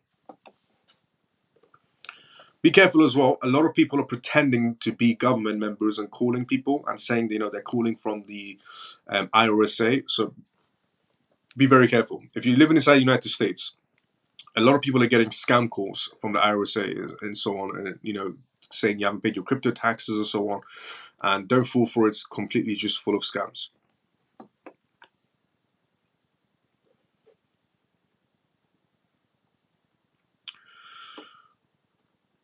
The companies in cyber security need to realize that they need to make things more initiative and not so complicated, which is very true as well. I think once them funds are in your control, you can do whatever you want. Yeah, clean money, pretty much. Okay, so this is how they got companies like Binance for money laundering. Binance isn't used for money laundering, no, and they don't use Binance either. If they try to put hacked crypto inside of Binance, Binance will freeze those accounts. And that's essentially what this company did as well. So this company said to all the centralized exchanges to freeze any wallets that try to use their tokens. So no, they won't do it through Binance. They'll do it through privacy projects like Blender, or Tornado in other words, that uses a Blender platform. Not your keys, not your crypto. That won't protect you for anything. Not your keys, not your crypto. Won't really protect you. I mean, it's good to keep your keys safe, obviously. It's very good to keep your keys safe. But the idea of not your keys, not your crypto doesn't really protect you either. And I'll give you one very good example. Ledger, which everybody knows what Ledger is, the cold storage wallet, very famously known. Ledger once had a issue from within Ledger. So even though people who had their keys were also still compromised through Ledger because an employee of Ledger uploaded the wrong file, which a lot of people from Ledger ended up using. And even though those people had their keys, still, it was within Ledger. And that employee is now a former employee of Ledger. Obviously, they kicked him out because he compromised a lot of people's wallets. Now, Ledger did pay out people that got compromised within Ledger. But if that number was, in the tens of millions, Ledger's not paying out. Because it was a small amount of money that a lot of people got hacked into, Ledger ended up paying out to keep their company reputation, essentially, their company reputation. Now, if Ledger was compromised from within, for let's say $100 million, Ledger's not going to be refunding everybody $100 million. They'll just, go bankrupt. Just claim for bankruptcy, Chapter 11 or Chapter 15, and call it a day. But if it's, $100,000 or $1 million, they're not going to ruin their reputations for millions of dollars. But $100 million, they'll close up shop. Believe me. But yeah.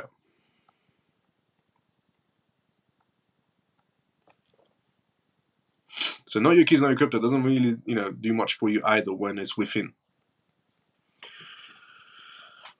It's about not connecting your cold storage wallets to the D apps. Okay, don't connect your cold storage wallets to D apps.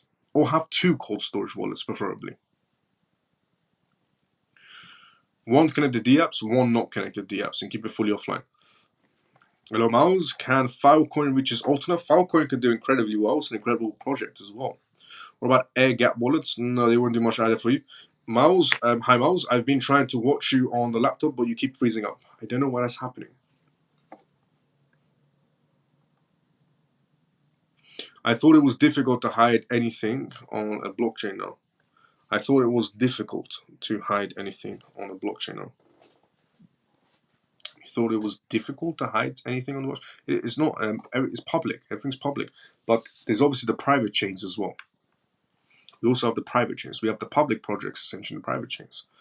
Miles, can Beam hit £3 and the bull run?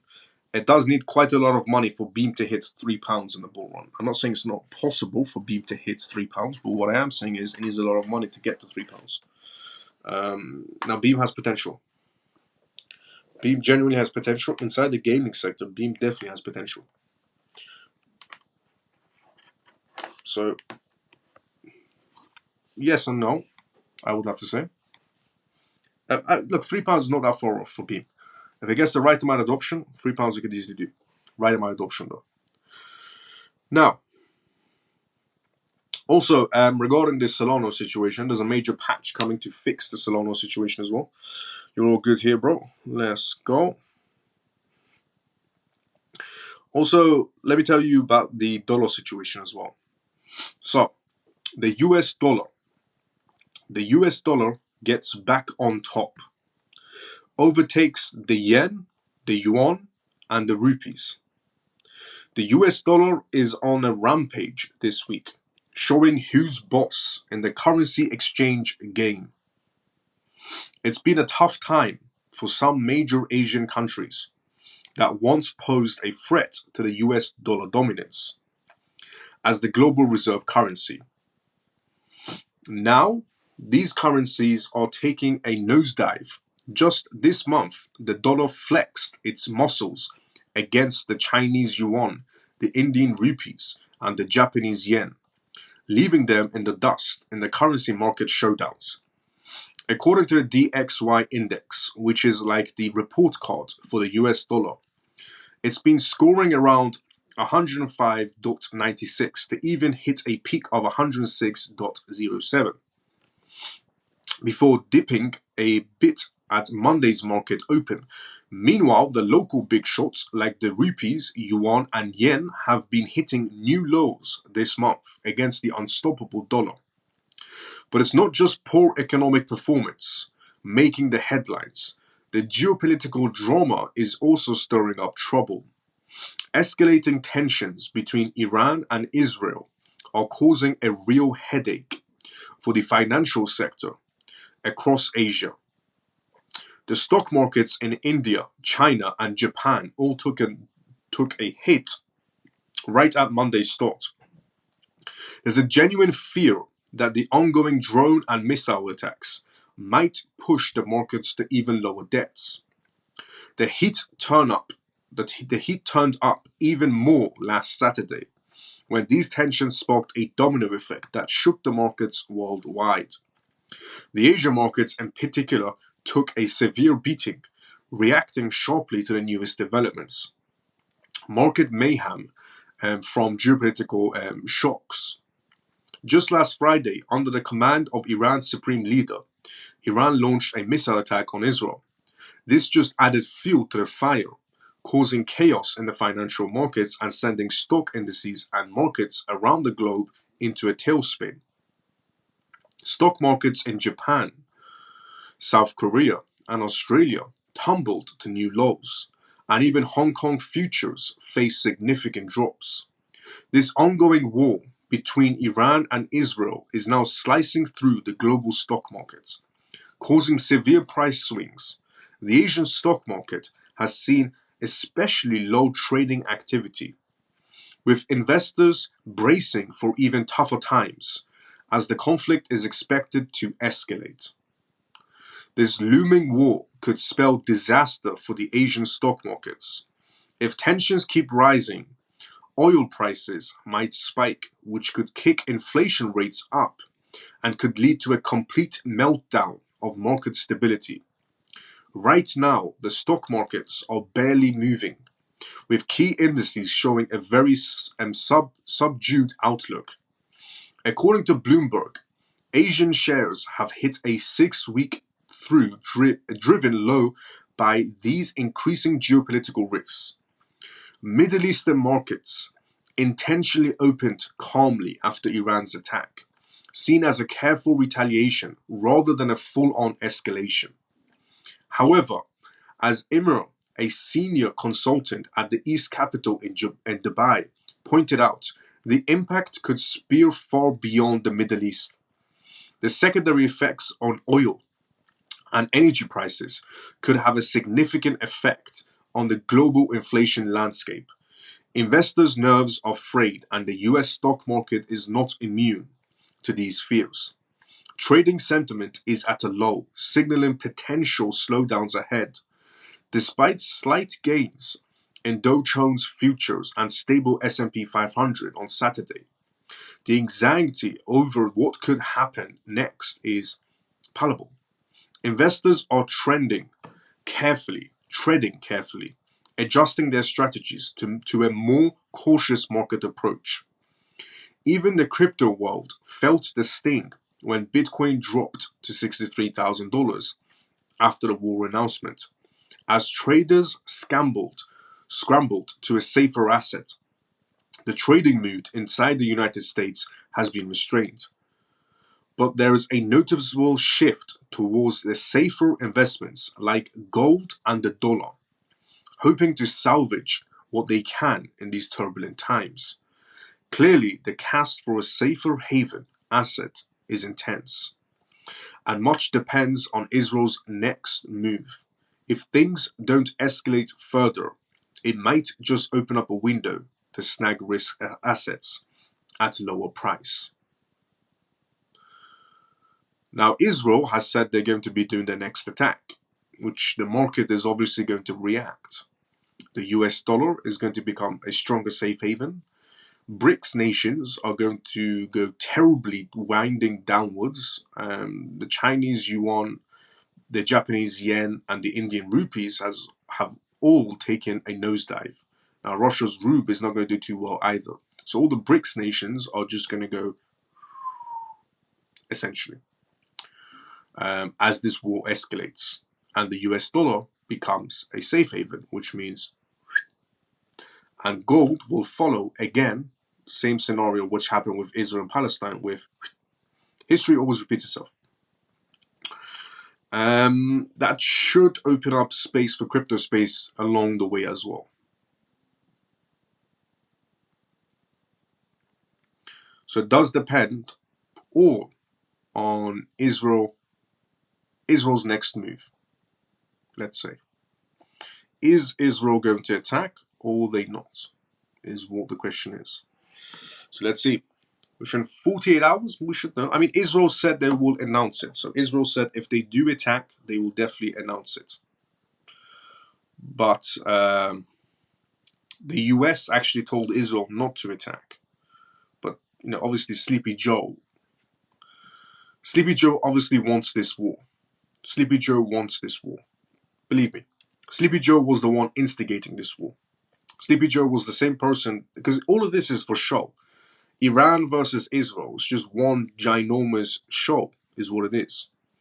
It was coordinated to happen because Sleepy Joe gave Iran money on prisoner swaps, and then Iran used that money about 7 days after on the Palestine situation, and then we had the Iran situation now. That money is from the US. All of this war that's going on is money from the US that they give to Iran. So they want this war to happen. Now, this war depends on how much they escalate it for the big show. Neither parties are really hitting each other as well. Neither parties are really. Iran didn't really hit anything at all. They hit the absolute desert. Israel is going to hit the desert as well. It's going to hit around Iran. It's going to hit Iran, but it's going to hit around Iran, if you know what I mean. Iran did the exact same thing. Iran hit around. Hit one small one, landed on an airport, that was pretty much it. But they're all just hitting each other for show. And that big show is causing the market to go like this. But obviously when it goes like this, is you know what to do on the market, because it will go like this. But essentially the market is right now being played. This is again just one big massive show. Neither party is really hitting each other. Neither party.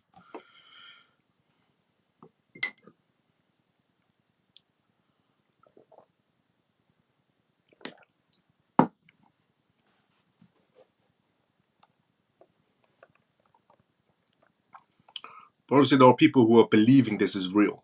It's not real. Nowhere near real.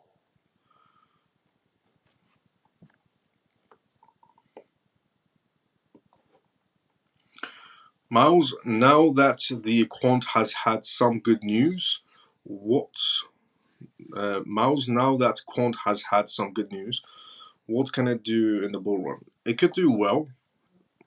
It could do well. Israeli PM, Prime Minister, won't answer Sunak's calls. Yeah, they're just trying to hype it up. Honestly, Israel not answering to the US, or they're not answering to Sunak's calls and so on. They're just trying to hype it up so it becomes believable with Israel and Iran. Neither one are really hitting each other. They're hitting around each other.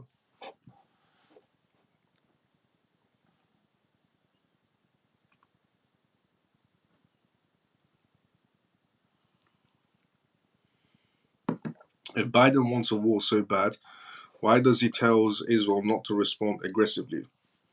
It's because Biden can't come out on the news and say attack, attack, attack. He's not a 4-year-old, is what I'm trying to say. So politicians are, they say something and they mean something else. Biden's not going to come on the news and say attack, attack, attack. He's not a 4-year-old. He's a president of a country. He's going to come on the news and say, we don't want to attack. We want peace. We want silence, is what he is going to say. He's not going to come on the news and say, go for it right now, head first, nose dive. He's going to come on the news and, try to be the balance in the situation. Not to be essentially the one instigating the scenario. Biden doesn't want to be known as the person who instigated the scenario. He wants to be known as the person who's trying to balance the scenario. In reality, they were the ones that gave the money to Iran. It was so coordinated. It was absolutely amazing. Iran and America did prison swaps. They did prisoner swaps. And then even, Donald Trump said the same thing as well. I mean, look, Biden put money on top of the prison swaps, even though they were doing one by one prison swaps. Iran and America, prison swaps, one by one. Biden decides to put some money on top and give it to Iran as well. And they did put it inside of a bank that Iran is not allowed to touch, but obviously they did touch it. And about 7 days after that, they received the money. The Palestine and Israel situation started. And who do you think funded that war? Iran. And then now we have the Israel-Iran situation as well. So, I mean, even the one that Israel sent a missile, when Israel sent a missile, everybody's talking about it was Iran's soil. It never hit Iran's soil, the Israel missile situation. It was in a different country, and embassy soil is recognized as another country's soil. But it didn't hit the Iranian embassy. It hit a small building next to the Iranian embassy, which did kill a few members. But it hit a building next to the Iranian embassy, this is Iran's soil, which is the embassy soil, but it hit the building next to it. And then what does Iran do as a retaliation? Hits in Israel next to it. And what's Israel going to do as retaliation? Hits next to it. This is just all one big show. It's just one big show. And everybody's going into the hype. Yeah, this is happening. But just like always, you're just being distracted. History always repeats itself. I said this a long time ago. I said people will forget the COVID situation, and the COVID can happen again, and people will forget the previous one. I said people will forget Russia and Ukraine. I said people will forget it. I said give it a few months, people will forget Palestine and Israel, and there'll be a new topic. Is exactly the words I said. I said people will forget Palestine and Israel, and there'll be a new topic. The same way there was a new topic when we had Russia and Ukraine. I said people will forget that. There'll be another one. There'll be a new topic. And the new topic became Palestine and Israel. I said there'll be a new topic. And the new topic now is Iran and Israel. And then give it a few months, there'll be a new topic. The news is like the weather, it just keeps on changing. But it does distract you quite well.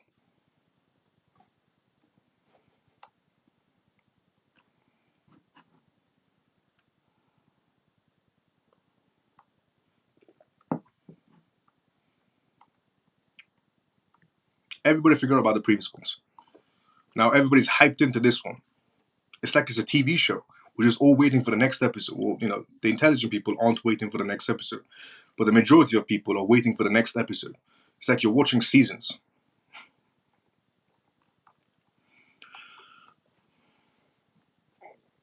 We had the COVID season, and then we had the Russia-Ukraine season. We had the Palestine-Israel season, and now we're on season 4 of Iran versus Israel. Season 5 is going to be something else. What?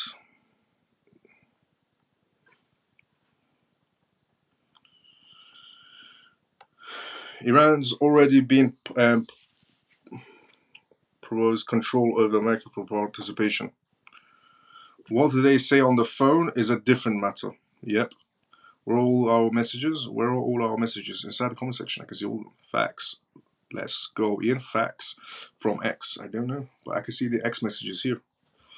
Biden will lose the election with 100% certainty if the US is in war. Real talk. Let's go, Foxy.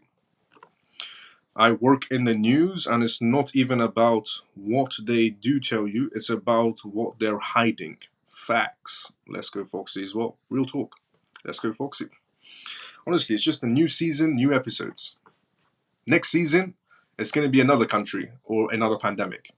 And then after that, we're going to have another new season of another country or another pandemic. But anything to keep you distracted. It's working well so far.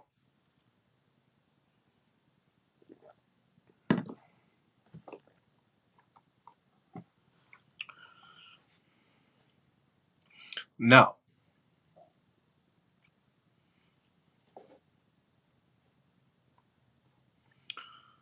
television. Yeah, tell a vision. Perfectly put. Distraction on distraction. Did you post long-term utility coins versus bull runs on Telegram yet? Thanks. How are you going to do it as soon as possible? China versus South Korea. You think China versus South Korea? That's interesting. I think it was China versus Taiwan is what they're thinking of, no? We'll see about that one as well. So, if you enjoyed this live show and you're watching it for the first time ever, and you enjoyed this live show, drop a follow, drop a like. If you're watching this on YouTube live right now, because we're live on X and YouTube, if you're watching this on YouTube, subscribe to me on YouTube and tune in every single night for this live show. At the exact same time you're watching me right now, you can watch me tomorrow and the day after and the day after and the day after. You get the message. So every night you can tune into this live show. And we can have communications out of comment sections, and also, we share recent news that's happening around the world. And if you're watching me on live on X as well, because we're live on both of them, X and YouTube right now, as always, every single night, follow me on X and tune in every single night as well.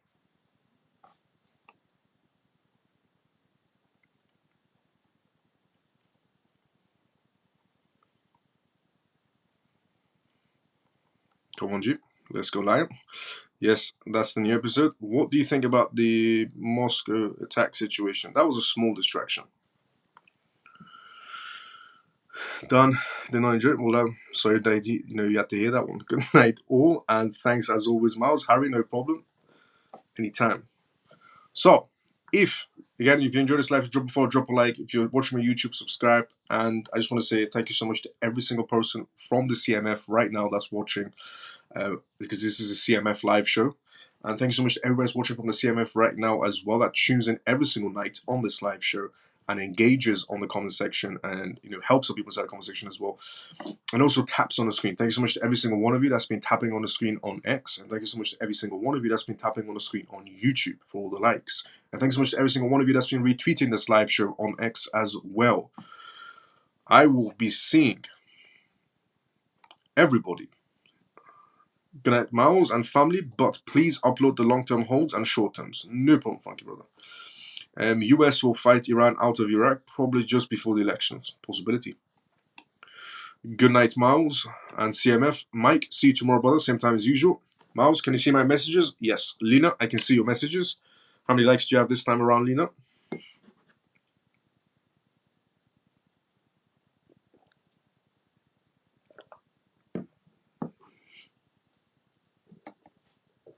Good night, Miles and family. Great to be back. Let's go, Ian.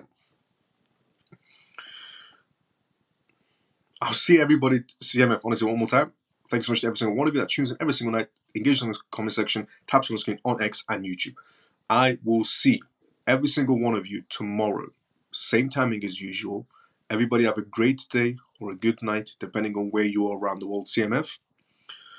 36,311 likes. Lena, thank you so much. I genuinely mean it, Lena. Honestly, thank you so much for 36,311 likes on X. 36,000 likes on X. You've been tapping on the screen. Lena, thank you so much. I genuinely do mean it. It does help to spread the live show as well. Thank you so much. Good night, Miles and CMF. Great show as usual. Let's go, Foxy. Good night, Miles and CMF. Coin. See you tomorrow night as usual as well. I'll see you tomorrow night. See you tomorrow night, Frankie brother. Good night, Miles. Adi, see you tomorrow sometime as usual as well. So we have come to the endings of this live show, essentially. I will see everybody tomorrow. 32,400 likes. Mike, thank you. Genuinely mean it as well, Mike. Mike, thank you so much for 32,400 likes. Absolutely incredible. Because you are genuinely pushing this live show on X a lot. Lena and Mike are doing incredible on likes, and they're pushing this live show a lot on X. And thank you so much to everybody else also from the CMF that's tapping on the screen on X as well. But Mike, thank you so much for 32,400 likes. Absolutely incredible. And Lena, thank you so much for 36,000 likes as well. Thank you so much to both of you. Genuinely mean it. Good night, Miles and CMF. See you tomorrow. Carol, see you tomorrow same time as usual as well. Carol, see you tomorrow same time as usual. Thanks, sister. Respect. Let's go in. Miles, hot or violed or both? Both. Isabel said no rule from now is being delayed. That's an interesting one.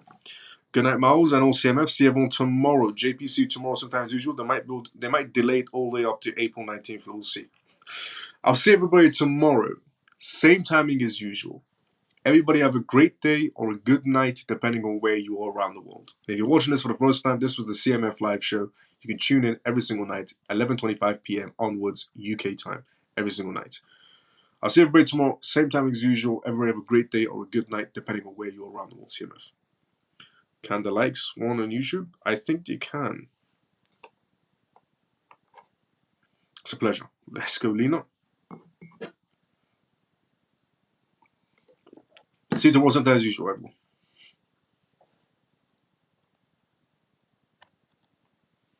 Good night, Miles and all CMF. Emont, see you tomorrow, same time as usual as well. See everybody tomorrow, same time as usual. Have a great day or good night, depending on where you're around the world. That's the last time I'm saying it. See everybody tomorrow, same time as usual.